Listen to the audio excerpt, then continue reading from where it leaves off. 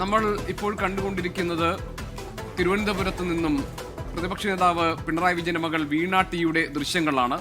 ഈ ദൃശ്യങ്ങൾ വരുന്നത് HDFC ബാങ്കിലെ ശാഖയിൽ നിന്നാണ്. അവിടെയാണ് വീണ ടിയുടെ ലോക്കർ തുറന്ന് ED ഉദ്യോഗസ്ഥർ പരിശോധന നടത്തുന്നത്. കനത്ത സുരക്ഷയിലാണ് ഇപ്പോൾ ഈ പരിശോധനകളൊക്കെ നടക്കുന്നത്. വീണ ടിയെ നമുക്ക് കാണാൻ കഴിയും ദൃശ്യങ്ങളിൽ.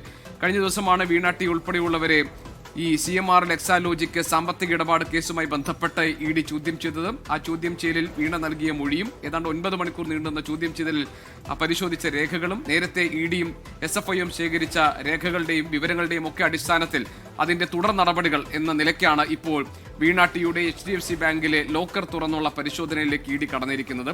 സാമ്പത്തിക ഇടപാടുകൾ സംബന്ധിച്ച കാര്യങ്ങളിൽ CMRL എക്സാലോജിക് നൽകിയ സേവനത്തെക്കുറിച്ചുള്ള ചോദ്യങ്ങൾക്ക് വ്യക്തതയുള്ള മറുപടി വീണ നൽകിയിട്ടില്ല എന്നൊക്കെയുള്ള വിവരങ്ങൾ കഴിഞ്ഞ ദിവസം പുറത്തു വന്നിരുന്നു. മാത്രമല്ല രേഖകളായി ഒന്നും സൂക്ഷിച്ചിട്ടില്ല.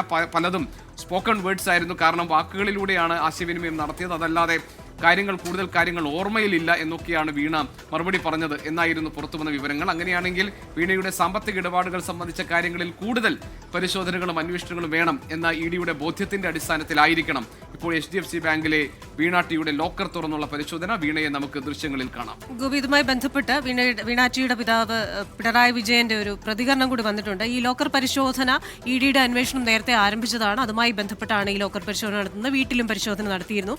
ഈ ക്യാമറയുമായി മാധ്യമപ്രവർത്തകർക്കും അവിടെ പോകാം. മഹാവിസ്മയങ്ങൾ ഉണ്ടാകുമോ എന്ന് കണ്ടറിയാമെന്നാണ് പറഞ്ഞിരിക്കുന്നത്. എന്തായാലും മാധ്യമപ്രവർത്തകരുടെ ആ ക്യാമറയിലൂടെയാണ് കാണുന്നത്. വീണ ടിയുടെ സാന്നിധ്യത്തിലാണ് ഇപ്പോൾ ആ ലോക്കർ പരിശോധിക്കുന്നത്. അപ്പോൾ ഇനിയുള്ള ഈ കേസിന്റെ നടപടികളിലേക്ക് നയിക്കുന്ന ഒന്ന് ഈ ലോക്കറിൽ നിന്ന് എന്തൊക്കെ കാര്യങ്ങൾ കണ്ടെത്തുന്നു, ആ കാര്യങ്ങളുമായി ബന്ധപ്പെട്ടുള്ള തുടർ ചോദ്യം ചെയ്യലിൽ വീണ ടിക്ക് കാര്യങ്ങളെ കൃത്യമായി വാലിഡേറ്റ് ചെയ്യാനുള്ള പോയിന്റ്സ് കയ്യിലുണ്ടോ, പണ്ട് ചോദിച്ചിരുന്ന കാര്യങ്ങളിൽ നിന്ന് വ്യതിചലിക്കുന്നുണ്ടോ. അപ്പോൾ ഇതിന്റെ പരാതിക്കാരും പറയുന്നത് ഈ കാര്യം തന്നെയാണ്. ഷോൺ ജോർജ് ആണെങ്കിലും മാത്യു കുഴൽനാടനാണെങ്കിലും പറയുന്നത് ഈ കാര്യമാണ്. ഈ ലോക്കറിലെ പരിശോധന ഏറെ നിർണായകമാണ്.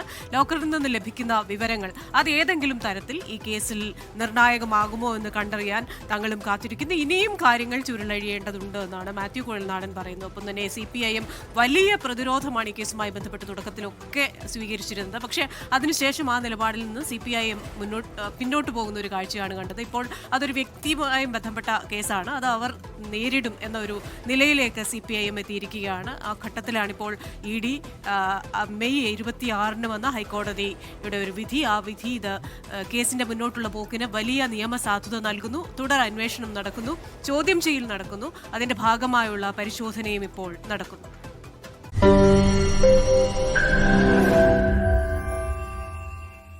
ലോകത്തെവിടെയായാലും ഏത് സമയത്തും 24 വാർത്തകളും ഓഗ്മെന്റഡ് റിയാലിറ്റി പാക്കേജുകളും എക്സ്പ്ലെയിനറുകളും വിശദമായി കാണാൻ ഞങ്ങളുടെ YouTube ചാനൽ നിങ്ങൾക്ക് സബ്സ്ക്രൈബ് ചെയ്യാം.